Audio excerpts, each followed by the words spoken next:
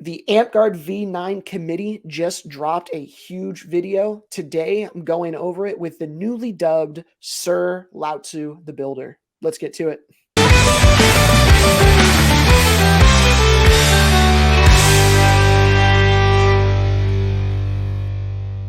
All right, today I am joined by Sir Lao Tzu the Builder. Well, you actually took a different honorific. Say it for me because I'll mispronounce it. Yeah, and I realized this is like same thing with my name. Like it's gonna be hard for everyone to pronounce. I'm a big weeb. I like anime and everything, so I went with Demon Slayer theme for everything. So it's Hashira, like the Hashiras from the show. Yeah, I love it. I love it.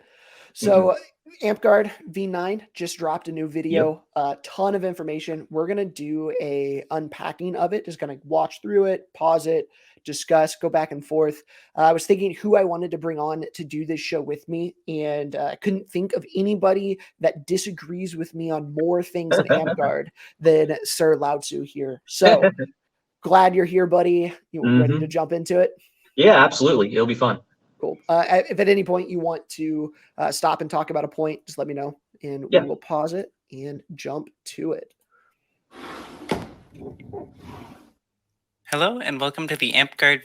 First up, great production. 3 seconds into it. Yeah, completely. Like very well done. The audio is fantastic on all of this stuff, and like you can really see that the time was put into this. Like, and we'll get to it in a second, but man, the little heads that they have for everybody are absolutely adorable. That's like my favorite part. They're great because I feel like it is personable because we're actually seeing who is providing all of the information. And props to the V9 committee for putting all of their faces out there. They've done a very good job of making themselves accessible, which I like. For sure. Yeah. All right. V9 Committee 2022 Annual Report. I'm Heron. I'm Gorvan. I'm Cord. I'm Manama. And I'm Winjo.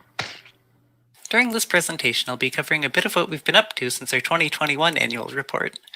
We'll hear from Gorvan about what we've learned this past year, from Cord and Winjo about our plans for the coming year, and then from Manama about the rules change process and why a new version is so important. Out of these, is there any one section that you're most excited for before we jump into it?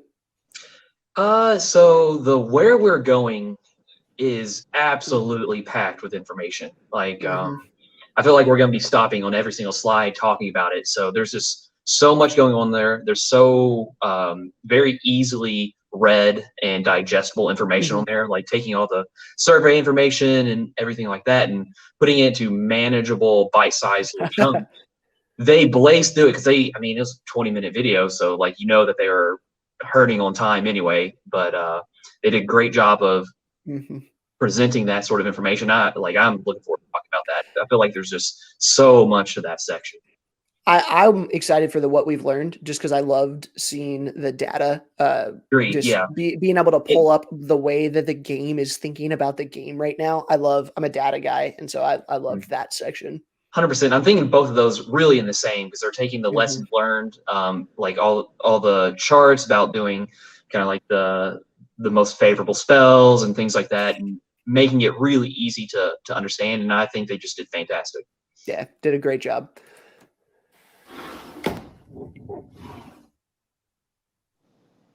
This past year, we've put a lot of effort into gathering information. We put out 15 surveys, including one for each class, as well as a general survey covering every class at once. We're aware that these surveys won't reach everyone and gather every opinion, but with as many responses as we got, we're pretty confident in that data. We also implemented something called the Field Research Program, which was a method for testing out some important concepts that have come up via our continuing focus groups. Your park is a part of this program, correct? Yep, absolutely. So have any opinion on it, early stages? I think it's good. And maybe I'll take a minute to talk on this. Go for I feel like it's one of the misunderstood aspects of kind of the whole V9 process.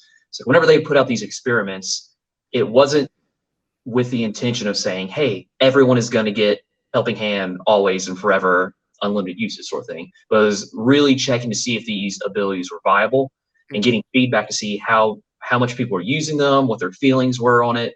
And I think that's really good. like Manamo will actually talk a little bit about it in his section about it's really hard to do incremental change. And yeah, the data is maybe a little bit smudged because we're looking at this in the context of V8 play. But I think it's great to just get a raw amount of data and a little bit of a resolution on what people thought about it, how strong were these abilities, like did it make you comfortable, uncomfortable, did it make these classes feel strong or not strong, things like that. And I thought they did a great job of it. They were very responsive on the Discord. I feel like my phone is always blowing up because people are talking on that Discord, which is great. Like that's a good problem to have. Yep. So I think it was a good program. Not everyone really took to mind that, hey, we're not saying this is exactly what the change is going to be, or this is exactly what the ability is going to be. We're just going to look to see how it works in kind of the native Amtgard environment, especially with the park level, which is good. Like instead of just kind of brainstorming and thinking about game theory in your head, you're actually going out there and seeing how powerful or not powerful things really were.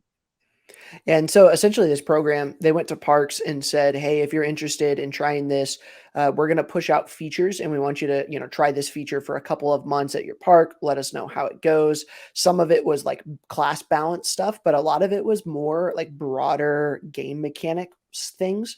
Hey, what if like the helping hands one? What if everybody had a heal and a mend? How would that affect overall gameplay? And then they get the data from, however many of these parks that they have, and it's a significant amount to kind of help pair up with the info that they got from the surveys to kind of make some of these broader stroke changes going forward. I like it. Yeah, it was fantastic. This program involved over 50 parks and 6 experiments. Research prompts weren't meant to be used outright in a final V9 build, but rather helped us build the alpha on stable ground by answering some important design questions. With an alpha rule set underway, we're excited to move into actual playtesting in the coming year. Those spaces are just great. It connected with the org team, the executive committee, and Amtgard International. Smiley's face thrown in there too. Yeah, I just now noticed that. I saw it this past weekend. Each class survey, as well as... All right, I'm going to pause this right here. I think this is interesting. The kingdoms that put in the surveys. So let's see, where's RW here? So a decent amount, least is color. Okay, that makes sense. Yeah.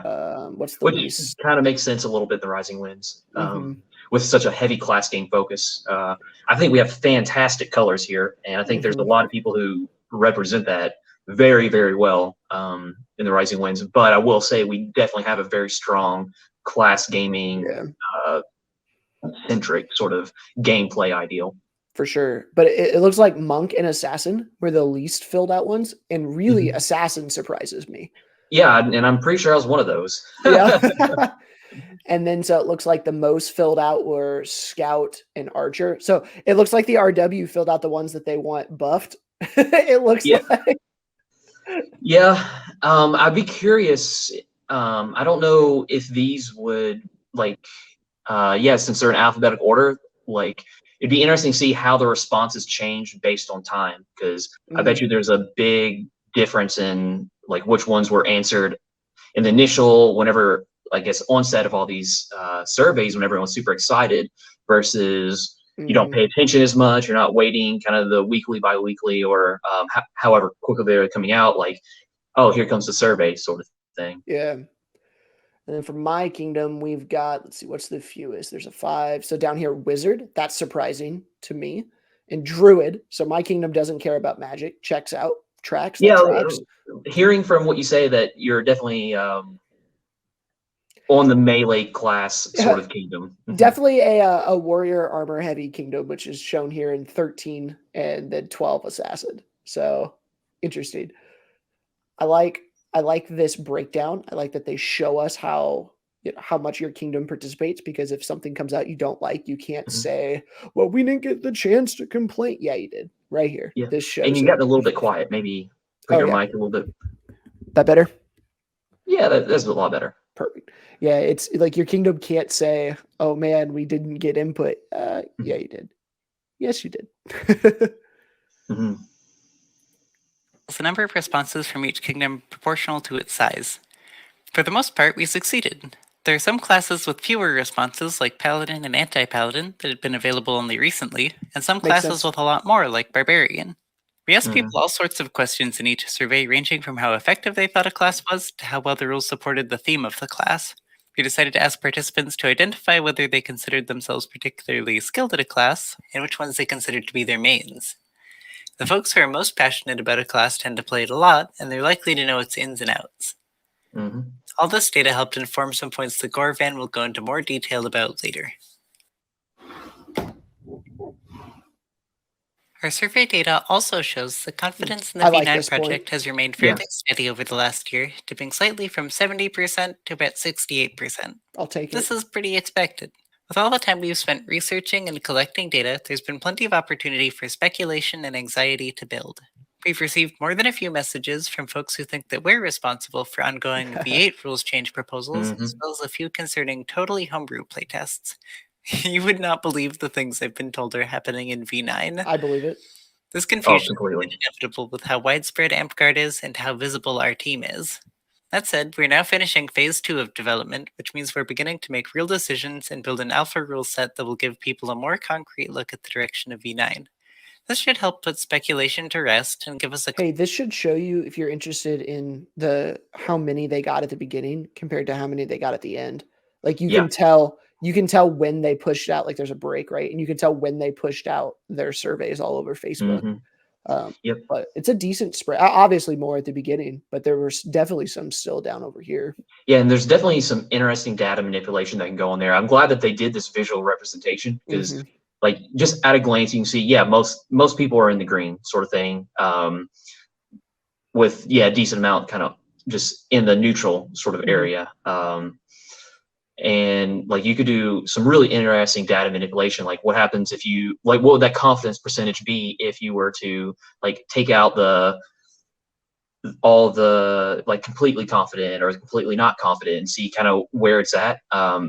But it's good that they gave this visual representation because I'd you love to can see at see. a glance it's pretty good and it stays that way throughout. Like Mhm. it doesn't look like it gets really much denser one way or another throughout the entire process, which is good. That's kind of what you want, is to Mhm. maintain a certain amount of communication and letting people know and talk to see like the confidence level really kind of maintaining exactly the same.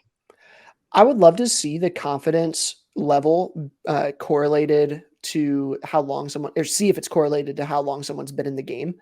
Because for instance, I Yeah. put myself right at in this level, right? That 70, like I was confident, but not incredibly confident. And the Uh-huh. only reason I wasn't incredibly confident is because I was around for the V7 to V8 change. And I'm still wary of Yeah, that's like, inherent bias that you're kind of bringing into it that a new player isn't going to have. mhm. Yeah, see if like the older the player, if that relates to on average more or Mhm. less confidence. Yeah, and I definitely would say that as time went on, my confidence level went higher. Um, just seeing how they are trying to bring in as much data as possible and not have it influenced by too many different things, but just put down what your initial thoughts are, like what you did, what the park size was, what your battle game was, to really just collect as much data as what they could on these different abilities or different rules changes. Um, and it wasn't even necessarily to say like, hey, this is what we want to do, but what would the game look like if this were the state of certain casting or like the selfless healer or selfless support ability, which was essentially no like releases, greater releases on anybody. You couldn't quick heal yourself, things like that. And they're not necessarily saying that's the state of the game, but they're just wanting to collect the data on that and seeing that that was the attempt to see what would the game look like if, is almost like Marvel what if sort of thing. That they did a good job of seeing and just getting the people's impressions without trying to bias them at all on how they're supposed to expect and how they're supposed to feel, which is great. Like the more that you're leaving the people that are doing the testing kind of in a vacuum and letting them have free reign as far as what are your impressions, the better the data you're going to get for kind of like longevity, because they have to go hands off at some point. And that's essentially what you have to do whenever you're doing this testing. Is like if you just throw it out there in the world and see what happens, like you have to see how the players adapt and kind of feel about it along the way. Yeah, 100%. I'm very glad they put this in here. This was very helpful. Clear idea of what people think about the project. The majority of Amtgard is confident in our work, which is really encouraging for us. Next up, Goravan's going to talk a little bit Hold about... on. So Manima's actually stopping by my place later tonight. Manima and Kevin, they're driving to Florida, I think. I don't know, but they're just crashing here in Kentucky. I don't know. I want to ask them, is like, all right, let's say your confidence rating went down to like 43%. Would you still put that slide on there? That would be interesting. Yeah. At what level were you going to leave this on there? Exactly. Thankfully, we don't have to worry about it.